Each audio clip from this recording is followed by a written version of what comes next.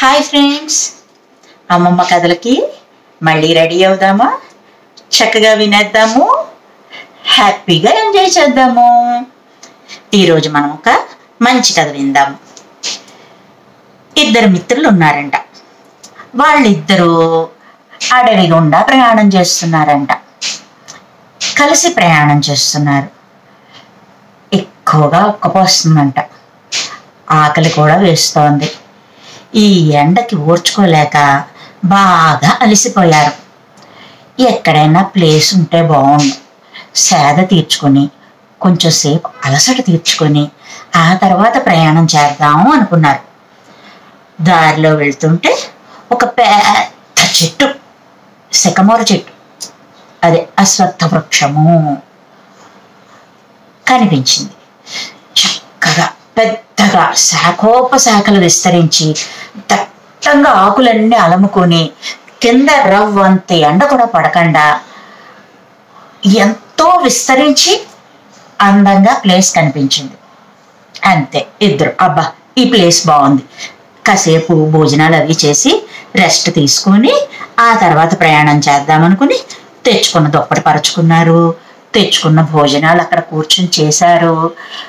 కాసేపు నడుము వాల్చుకుని విశ్రాంతి తీసుకున్నారు. లేచేటప్పటికి అలసట తీరింది, ప్రయాణ బడలిక తీరింది.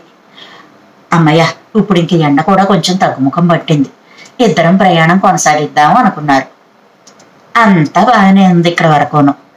వెళుతూ వెళుతూ ఇద్దరు వాళ్ళల్లో వాళ్ళు ఏమనుకుంటూ వెళ్తున్నారంటే, అయ్యో ఎంత పెద్ద చెట్టు ఉంది, ఏం లాభం, అసలు పూలు లేవు పళ్ళు లేవు, ఇలాంటి చెట్లు ఎందుకు పెరుగుతాయో ఏమిటో, ఎందుకు పడతాయో ఏంటో అనుకుంటూ వాళ్ళలో వాళ్ళు మాట్లాడుకుంటూ వెళ్ళిపోయారంట. ఇది విన్న చెట్టు చాలా బాధపడిందంట.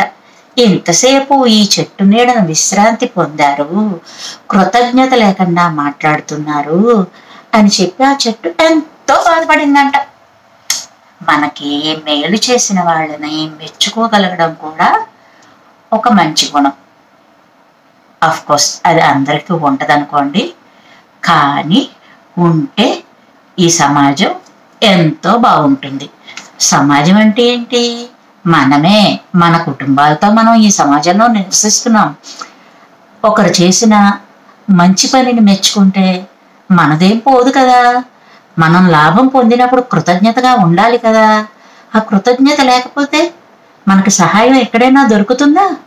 ఎవరైనా బాధపడితే ఇంకొకసారి సాయం చేస్తారా? చెట్టును కాకుండా మనిషి రూపంలో ఆలోచించుకోండి, ఊహించుకోండి. అందుకని ఎవరైనా సహాయం చేస్తే కృతజ్ఞతగా ఉండాలి. వీలైతే వాళ్ళకి ఏదైనా అవసరమైనప్పుడు మనం ఏదైనా సహాయం చేయగలిగిన పరిస్థితిలో ఉంటే తప్పకుండా సాయం చేసి రుణం తీర్చుకోవాలి.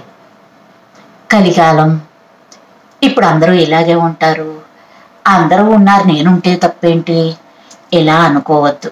ఒక మంచి గుణాన్ని కలిగి ఉండడం మన లక్ష్యం, లక్షణం.